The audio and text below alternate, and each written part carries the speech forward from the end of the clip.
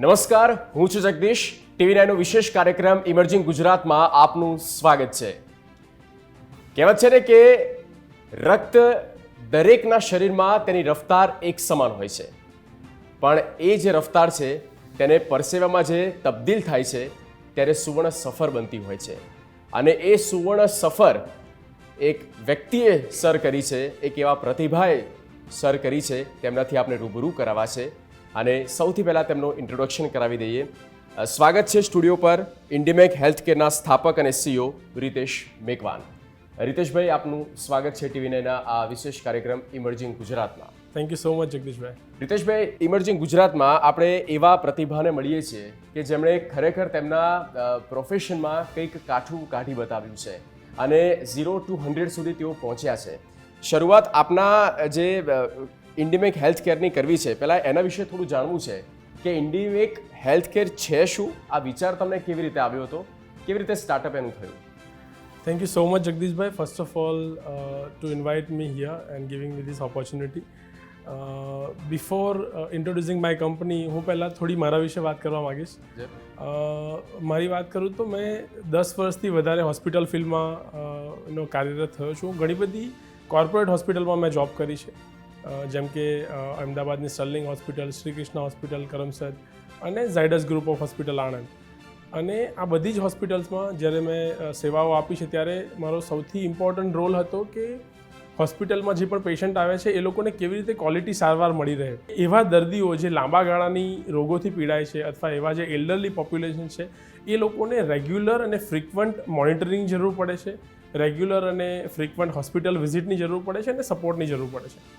હવે બીજા પેઇન પોઈન્ટની વાત કરીએ તો આજકાલ ન્યુક્લિયર ફેમિલીઝ થઈ ગયા છે, રાઈટ. ન્યુક્લિયર ફેમિલીઝના લીધે લોકો પાસે ટાઈમ નથી. અને પહેલાં એવું હતું કે બહુ જ બધા લોકો સાથે હોય એટલે કોઈને કોઈ કેર કરી લે, પણ હવે ન્યુક્લિયર ફેમિલીના લીધે કોઈ અવેલેબલ નથી એ લોકોની કેર કરવા માટે. At the same time 21st century એ ફાસ્ટ લાઈફસ્ટાઈલ થઈ ગઈ છે અને ફાસ્ટ લાઈફસ્ટાઈલની અંદર લોકો પાસે એટલો ટાઈમ નથી કે પોતાના ડિયર અને નિયર વન માટે આખો દિવસ ટાઈમ આપી શકે.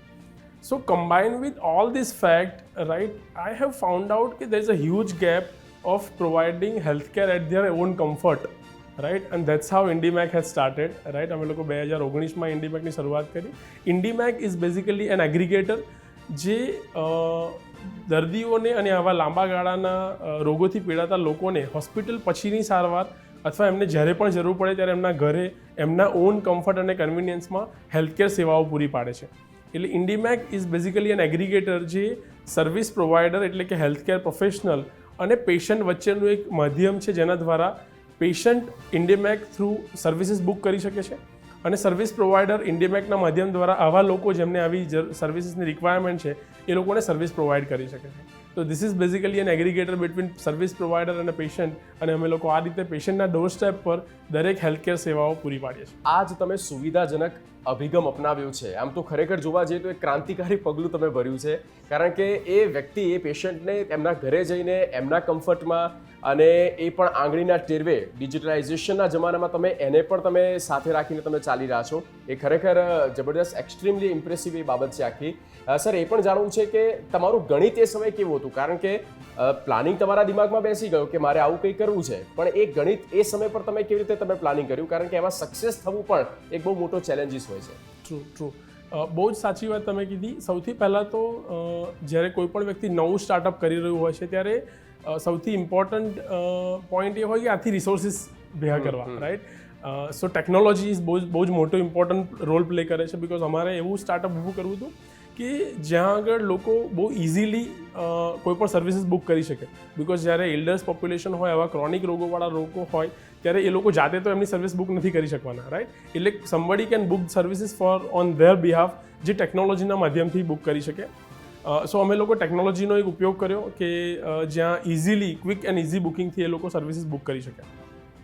સેકન્ડ ઇમ્પોર્ટન્ટ ચેલેન્જ જે હોય છે આ સેગમેન્ટની અંદર, ટુ ગેટ રાઇટ અને ક્વોલિટી મેનપાવર, કે તમને યોગ્ય સારા મેનપાવર મળવા કે જે લોકો કોઈ પણ દર્દીના ઘરે જઈને આ રીતની સારવાર આપે અને એ પણ ક્વોલિટી સર્વિસીસ આપે એવા મેનપાવર ઊભા કરવા એ બહુ જ મોટી ચેલેન્જ હોય છે. ઇન્ડીમેક પહેલાં તો આપણે એવું સમજી લઈએ કે ઇન્ડીમેક કેવા લોકોને જરૂર પડશે. સો બેઝિકલી આ સર્વિસીસનો લાભ એવા લોકો લઈ શકે જેમ આપણે આગળ વાત કરીએ એમ કે એલ્ડરલી પોપ્યુલેશન, રાઈટ, કે જેમની પાસે કોઈ સપોર્ટ અવેલેબલ નથી, રાઈટ, જેમને રેગ્યુલર મેડિકલ અટેન્શન અથવા કેરટેકર્સ અથવા નર્સિંગ સર્વિસની જરૂર પડે છે. બીજા એવા લોકો કે જે લોકો હોસ્પિટલથી હમણાં જ ડિસ્ચાર્જ થયા છે, રાઈટ. હોસ્પિટલ્સમાં આપણે એક ટ્રીટમેન્ટ લઈ લીધા પછી પણ ઘરે ગયા પછી જો એનું પ્રોપર સારવાર અથવા ફોલોઅપ કેર કરવામાં ના આવે તો રિકવરીના ચાન્સીસ ઓછા થઈ જાય. અને એ રિકવરીના ચાન્સીસ જો આપણે વધારવા હોય તો ફોલોઅપ પોસ્ટ હોસ્પિટલાઇઝેશન કેર કરવી બહુ જરૂરી છે. તો એવા લોકો જેમણે ડિસ્ચાર્જ લીધો છે એ લોકો લઈ શકે આ કેર. ત્યાર પછી જે લોકો લાંબા ગાળાની બીમારીથી પીડાઈ રહ્યા છે, રાઈટ, એવા લોકો માટે આ સર્વિસની જરૂર પડી શકે. ટેકનોલોજીના માધ્યમથી એ લોકો એક વખતે સર્વિસ બુક કરે છે તો ઇમિડિયેટલી અમારા બેકએન્ડ સપોર્ટ પર એ આવે. અમારી પાસે કોલ સેન્ટર સ્ટાફ અવેલેબલ હોય, બેકએન્ડ સપોર્ટ ટીમ અવેલેબલ હોય, ટેકનોલોજીકલ ટીમ, જે લોકો આઈડેન્ટિફાઈ કરે કે આ કયા લોકેશનથી રિક્વેસ્ટ આવી છે. ત્યાર પછી અમારી પાસે એક લેયર છે દેટ ઇઝ કોલ્ડ કોઓર્ડિનેટર્સ. કોઓર્ડિનેટર્સનું કામ એ છે દરેક એરિયા અને regional geography wise we have a coordinators જે પેશન્ટના ઘરે જઈને એમનું આઈડેન્ટિફિકેશન કરશે કે એમની એકચ્યુઅલ નીડ શું છે, કે એમની બેઝિક નેસેસિટી શું છે, એમને કેમ આ સર્વિસની જરૂર પડે છે અને કયા પ્રકારના સ્ટાફની કોમ્પિટન્સીની રિક્વાયરમેન્ટ છે. Once that assessment is done, એ ટેકનોલોજીના માધ્યમથી જે ફીડબેક અમારી બેકએન્ડ સપોર્ટ ટીમને જાય છે અને ત્યાં અમારા પ્લેટફોર્મ પર જે ઓલરેડી સ્ટાફ અવેલેબલ છે એ સ્ટાફને નોટિફિકેશન અથવા એમને એ મેસેજ પહોંચાડવામાં આવે છે કે તમારી રિક્વાયરમેન્ટ છે આ જગ્યાએ, and then they will deliver the services. તો this is the life cycle of entire client base. જ્યારે તમે શરૂઆત કરી, સ્ટાર્ટઅપની શરૂઆત કરી, એક તમને વિચાર આવ્યો અને એ વિચાર આવ્યા પછી જ્યારે તમે ફર્સ્ટ સ્ટેપ લીધો અને એ જે પહેલો સ્ટેપ હોય છે એ આમ તો કહેવાય ને કે સક્સેસની સીડીનું પહેલું પગથિયું જે છે, તો એ સમય પર ઘણા લોકો એવા છે કે જેઓ હિંમત હારી જતા હોય છે અને ક્યારેક એમ નિષ્ફળ થઈ જઈશું, સફળ નહીં થઈએ, ચાન્સીસ ઓછા છે અને આવા બધા કેટલાક બેરિયર્સ એ સમય પણ આવતા હોય છે. તો એ સમયે તમને શું ચેલેન્જીસ લાગ્યા હતા કે આ સમય પર આવા ચેલેન્જીસ આવશે તો એ મોરલ તમને કેવી રીતે સપોર્ટિવ રહ્યું? બહુ જ વન્ડરફુલ ક્વેશ્ચન છે તમારો કે when you are starting a startup તો perseverance is the key first of all, right. કે જ્યારે પણ શરૂઆત કરશે નો મેટર તમે કયા સેગમેન્ટમાં કામ કરો છો પણ ચેલેન્જીસ તો આવવાના, રાઈટ. આ સ્ટાર્ટઅપની વાત કરીએ તો I am the front end founder એટલે દેખાઈ રહ્યું છે તમને. અને બિહાઇન્ડ ધ સીન જે સેકન્ડ ફાઉન્ડર છે, co founder is my mother, right, Indiraben Macwan. અને એમનો મને બહુ જ સપોર્ટ છે આ સ્ટાર્ટઅપ શરૂ કરવાની અંદર. બિલકુલ. અને એ સમય પર આમ કહેવાય કે એ સ્ટ્રગલિંગ પીરિયડ હોય છે. તમારા પેરેન્ટ્સ સાથે તમને તમારા જે ઘરના મેમ્બર્સ છે એ બધા જ તમને સપોર્ટ કરતા હોય છે. તો એ સ્ટ્રગલિંગ પીરિયડમાં તમારા ધ્યાને કઈ બાબતો આવે છે કે હા આ સક્સેસના પ્રિન્સિપલ છે અને આ 1, 2, 3 પોઈન્ટ્સ એવા છે કે તેની ઉપર ધ્યાન આપો તો ડેફિનેટલી સક્સેસ મળશે જ. યસ, સૌથી પહેલાં તો તમે જ્યારે કોઈ પણ સ્ટાર્ટઅપ કરો છો અથવા કોઈ પણ પ્રોડક્ટ અથવા સર્વિસીસ બનાવો છો, so you have to do a pilot study, right. Because એવું તો પોસિબલ નથી કે તમે સડનલી કોઈ આઈડિયા આવ્યો અને just you go and start the company, right. You have to do a pilot study, you have to constantly take the feedback from your client. You have to check whether your product is market fit or not, right. તમને customers પાસેથી જે customer is the જેમ કહેવાય છે customer king છે, right. Customer is the king of the market, right. કોઈ પણ સેગમેન્ટની અંદર જો તમારે ઇમ્પ્રુવમેન્ટ લાવવું છે અથવા તમારી સક્સેસને શ્યોર કરવી છે તો તમારે કસ્ટમર પર ફોકસ કરવો પડશે કે એકચ્યુઅલી કસ્ટમરની નીડ શું છે. આપની જે કંપની છે ઇન્ડીમેક હેલ્થકેર, તો એનો બેનિફિટ કોણ કોણ લઈ શકે છે, કોણ કોણ તેનો લાભ લઈ શકે છે અને સર્વિસ લેવી હોય તો એ વ્યક્તિને શું કરવું? ઓકે, બહુ જ ઇમ્પોર્ટન્ટ ક્વેશ્ચન તમે પૂછો. જેમ આપણે વાત કરી કે જે એલ્ડરલી પોપ્યુલેશન અને ક્રોનિક રોગોવાળા જે પેશન્ટ છે અથવા જે લોકોને ઘરે સર્વિસ લેવી છે એ બધા જ લોકો આનો બેનિફિટ લઈ શકે. They have just to visit our website અથવા એપ્લિકેશન, એન્ડ્રોઈડ એપ્લિકેશન આપણી પાસે છે, એમાં જઈને એમણે જસ્ટ રજિસ્ટ્રેશન કરીને જસ્ટ 3 ક્લિકથી એ લોકો સર્વિસ બુક કરી શકે છે. એટલે સર્વિસ બુક કરવા માટે ઇટ્સ સો ઇઝી. એની સાથે સાથે કોણ બીજા બેનિફિટ લઈ શકે? અમારા જેટલા પણ સર્વિસ પ્રોવાઈડર છે, લાઈક જે લોકો નર્સિસ છે, ડૉક્ટર્સ છે, હોસ્પિટલ્સ છે, રાઈટ, કેર પ્રોવાઈડર્સ છે, રાઈટ, પેરામેડિકલ સ્ટાફ છે, એ લોકો ઇન્ડીમેકના પ્લેટફોર્મ પર પોતાને રજિસ્ટર કરી શકે. They can become our health partner અને એ હેલ્થ પાર્ટનર રજિસ્ટર કરીને ફ્રીલાન્સર્સમાં પણ એ લોકો ઘણો સારો બેનિફિટ લઈને પોતાનું ઇન્કમ જનરેટ કરી શકે. કેટલી લાઈફ ટચ કરી જો એની તમે વાત કરતા હો તો so far we have touch almost 3000 patient જેમને અમે એમના ઘરે સર્વિસ આપી છે અને almost we have done 35,000 home visits at their door step. એક સાથે તમે બે કામ કર્યા છે, રોજગારીનું પણ સર્જન કર્યું છે, એમ્પ્લોયમેન્ટનું પણ સર્જન કર્યું છે. એક ઇમ્પોર્ટન્ટ ક્વેશ્ચન હવે સર આપને કરવો છે, રેવન્યુ કેટલું જનરેટ કર્યું છે આપે? Okay, that is really કેમ કે 3000 થી વધારે તમે લોકોની લાઈફ સેવ કરી છે તો. right, true. So, as I earlier mentioned, right, we had started in 2009, late 2019, right? So it's our basically 3 years is already done. That we have already completed our 3 financial cycle. So if I talk about a growth, so from first year of our financial year, we had done 300% growth in second year. And I am so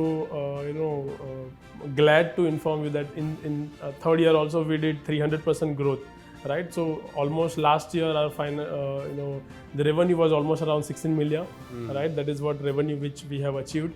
And this year we are targeting roughly around 30 million revenue in this financial year 23-24.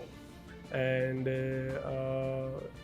that is how we are doing it. Sir કોઈ પણ businessman છે એવું વિચારતા હોય છે કે એમના service partner આ લોકો હશે અને એ પ્રોડક્ટ એમની પાસેથી એ લેશે તો પ્રોડક્ટની જ્યારે સપ્લાય વધશે ત્યારે એ લોકો આપોઆપ એમાંથી બિઝનેસ જનરેટ કરતા હોય છે, ઇન્કમ જનરેટ કરતા હોય છે. પણ આપણી જે કંપની છે ટોટલી સર્વિસ બેઝ કંપની છે અને ત્યાંથી ઇન્કમ જનરેટ થશે પણ એ તમારા ક્લાયન્ટ તરફથી થવાની છે, ના કે સર્વિસ પ્રોવાઈડર પાસેથી થવાની છે, રાઈટ? તો એ તમે એ સમય પર ફંડિંગનો તમને વિચાર આવ્યો હશે કે આટલું મોટું બિઝનેસ ઊભો કરવો, સ્ટાર્ટઅપ કરવો, તો ફંડિંગ તમે કેવી રીતે જનરેટ કરતા હતા? કોનો support? Yes, true. Initially 2 years it was a bootstrap company, right? અમે લોકો અમારા જ ફેન્સ એન્ડ ફેમિલીઝ માંથી અથવા અમારા મધર પાસેથી અમે ફંડિંગ લઈને આ કંપની શરૂઆત કરી હતી. અને I am glad to inform you all that last year we got a seed round of funding from US based angel investor at the valued at 7.4 crore. And now we are moving further for the pre-A series round funding for our company. So very soon we are going to have a next round of funding from the US based angel investor. Sir ખૂબ ખૂબ આભાર sir, thank you so much sir. આપ આ ચર્ચામાં જોડાયા અને આપણે ખુલ્લા મને બધી ચર્ચા કરી અને આપની કંપની વિશે, આપના જે મેડિકલ સર્વિસીસ છે તેની ખુલ્લા દિલે આપણે વાત કરી, તે બદલ આપનો ખૂબ ખૂબ આભાર. Thank you. તો ઇન્ડિયન બેંક હેલ્થકેરના સ્થાપક રિતેશભાઈ મેકવાન આપણી સાથે હતા અને તમામ બાબતે તેમણે વિસ્તારથી ચર્ચા કરી છે અને ખરેખર તેમનો જે ફ્યુચરનો ગોલ છે તે અદ્ભુત દેખાઈ રહ્યો છે અને એ જ ઇન્સ્પિરેશન છે કે શરૂઆત ક્યાંકથી તો કરો, આગળ તો બધું જોયું જશે. અને એ જ જે કન્ક્લુઝન છે તેમની વાતો પરથી આપણે સમજી શક્યા છીએ. તો ચર્ચામાં આગળ વધીશું, વધુ એક પર્સનાલિટીથી આપણે કરાવીશું રૂબરૂ, પણ તે પહેલાં એક બ્રેક.